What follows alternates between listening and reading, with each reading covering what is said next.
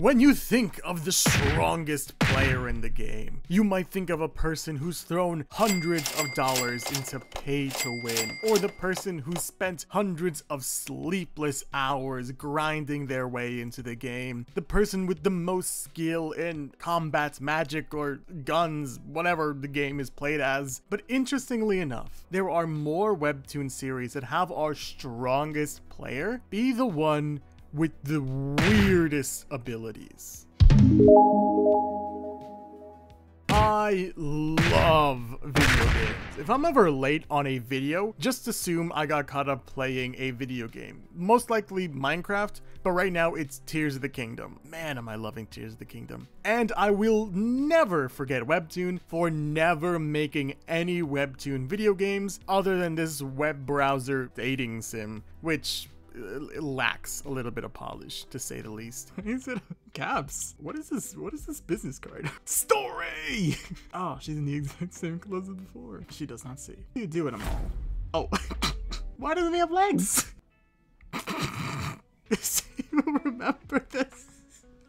Please, please, Webtoon, please, just please make a Webtoon platform fighter. It'd be so much fun. There are so many good characters. But while waiting for a pipe dream that will likely never happen, I have one thing that will keep me sane. Video game Webtoon series, opposed to Webtoon video games. Webtoon series that focus on video games, obviously. Mainly playing these VR, SAO kind of games where people go to sleep or honestly, I don't know how it works, but it's the VR we dream of. A full body dreamlike immersion. It's the dream, quite literally. And Webtoon series take full advantage of this. My absolute personal favorite Webtoon, and the reason I started making Webtoon content, Hardcore Leveling Warrior, is basically that. Following Ethan, the #1 ranked player of Lucid Adventure, a game you play when you sleep. I love Hardcore Leveling Warrior, but I've made too many Hardcore Leveling Warrior videos already. However, luckily for you, and definitely for me, there are plenty of series that have video game-like premises with varying levels of overpowered protagonists. 3 that I wanted to focus on: Plus 99 Reinforced Wooden Stick, World's Strongest Troll, and the series I mainly wanted to look at today, The Strongest Florist. Since I wanted to take a closer look at the strongest florist, let's touch on the other 2. Plus 99 Reinforced Wooden Stick, while having a long title, is actually a series I've covered a bit ago, taking place in the game Chrono Life, a virtual reality game where you play in a capsule that has a very realistic community. Jiyu, a gamer who is tragically bad at the game after being baited by a cute anime waifu, dying and losing all his stuff, gets a pity wooden stick. And through some accidental pure crazy luck, we're talking like less than like 0.0000000000001% chance, much less than that. It was actually so infinitesimally small that the creators of the game thought it was a bugged item at first. But after that pure luck chance, he gets a stick so overpowered that he literally kills an entire kingdom basically by dropping the weapon. He basically destroys one of the strongest bosses in one hit. The series is pure chaotic fun, and it's insanity like 95% of the time. With shots like this, with moments like that, it's just crazy and amazing. However, I've talked about this series already. Go watch that video if you want something more in depth. Meanwhile, the World's Strongest Troll is pretty brand new to Webtoon, only having about 5 or so episodes when this comes out. Dex, or Dan, Solo Play Dan, Player D, QWERTY123. I'm actually not gonna read all his gamer tags, but we follow Jaeyeon Yu, a certified gamer. Oh boy.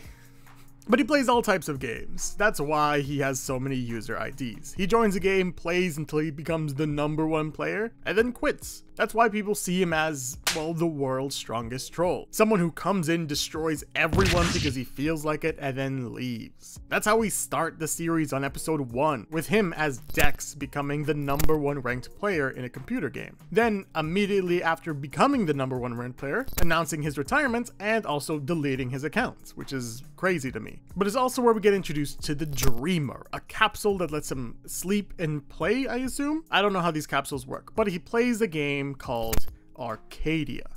the Ship of Dreams, joining as his username Dex, and wanting to be the best, obviously. And does this by reading books in-game, which is such a bizarre concept that no other player has done it. He discovers a hidden quest, a powerful amulet hidden at the bottom of a lake. Turns out this amulet is just a little tiny bit cursed. When equipping it, it permanently changes his class and his stats to the Bard of Anarchy, which is a sick class name, but so far it doesn't really have anything at all yet. It's only asking Dex for one thing: to kill as many newbies within 6 days. But it's actually the third series on the list, the strongest florist, that I really wanted to look at. We follow Jeonhwa, a big, beefy gym boy, son of a gym owner, and he definitely looks like it. My guy has gains on gains.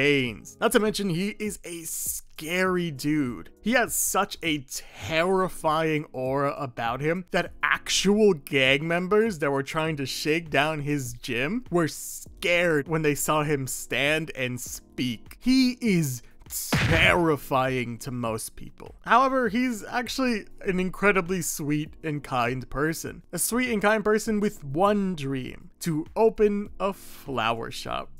That's no joke either. That's his dream. Some people's dream gets them isekai'd into the last novel they read, but his dream is literally just growing flowers. Something he could never actually attain in the real world though. He's allergic to flowers, but also his father just doesn't want him to do that. Being the stereotypical masculine man, not wanting to do anything with flowers, but that doesn't stop him from falling in love with them. So much so that when he sees an advertisement for New World, a VR game like Chrono Life or Arcadia, his first thought isn't adventuring, becoming a king, or even becoming the strongest player in the game. He just wants to open up a flower shop in-game. That's truly it. He doesn't want anything else. This results in him playing the game in, some might say, the weirdest way possible. Joining the hardest starting area because it's a forest and there are flowers there. Jeohwan, also known as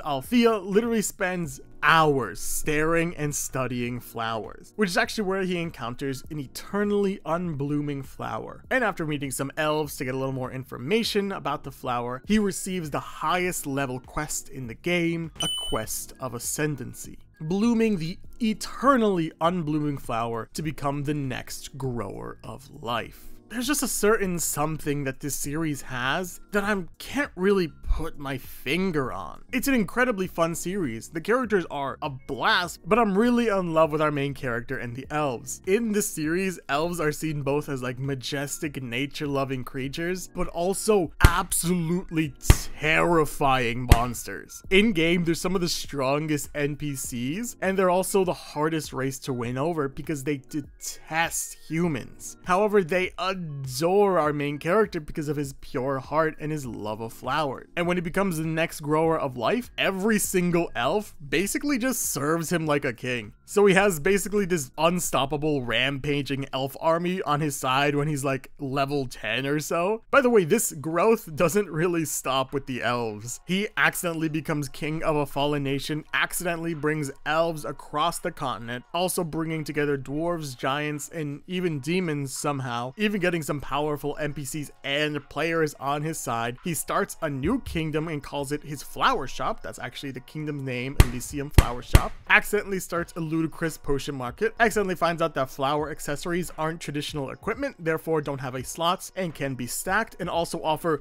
insane buffs from mana regen, increased damage output, health and stamina regen. Not to mention just accidentally finding rare and powerful weapons for being severely underleveled. But even being underleveled is already skilled at combat because of the training he's gone through every day because his father wanted him to be an MMA fighter. I said accidentally a lot, but that's because it's kind of a theme throughout some of these series. We deal with overpowered protagonists a lot, but there are so many different types of those. Omniscient Reader's Doksha Kim is smarter, using his knowledge of the future to make up for his lack of skills. Some people are talented, some people are skilled, some people have nanomachines injected into them. Whatever the reason, there are plenty of reasons there is an overpowered protagonist in your series. but it also kind of defines how your series is. And one that I've always found enjoyable is accidentally overpowered. It's always really fun as our main character just kind of stumbles onto this power. Plus 99 reinforced wooden stick is a great example of it. A pure, I'm talking 1 in like a trillion chance luck moments that is pure chaotic fun. But the strongest florist takes a bit of a different approach. Our main character doesn't care about strength or power or fame or fortune. He doesn't care about anything other than his flowers, because his focus from day 1 has been his flowers. Saying his strength comes from flowers is technically a correct statement, but I think a better statement is that his strength comes from his love of flowers. And there, I think, is the biggest distinction. There's this theme throughout the series that you should do what you love and the rest will take care of itself. Why should you put all this time, all this effort into things that just don't make you happy? The accidentally overpowered trope stems from this. It also stems from the fact that absolutely everyone is terrified of him, but more importantly, he never planned on being this ultra powerful king, commander of elves, dwarves, demons, giants, and spirits. Instead, he just did what he loved. He embraced being different. He plays the game differently than every single person out there. So yeah, he's a natural fighter, but he also has so many skills that involve just plants, monitoring plants, making them grow, and he also uses plants to fight. He often doesn't even rely on in-game skills or abilities, but he plays his own game, making him a force to be reckoned with by even pro players, all because he really loves flowers. Which is why I think you should check out The Strongest Florist and these other series, updating every week on Webtoon.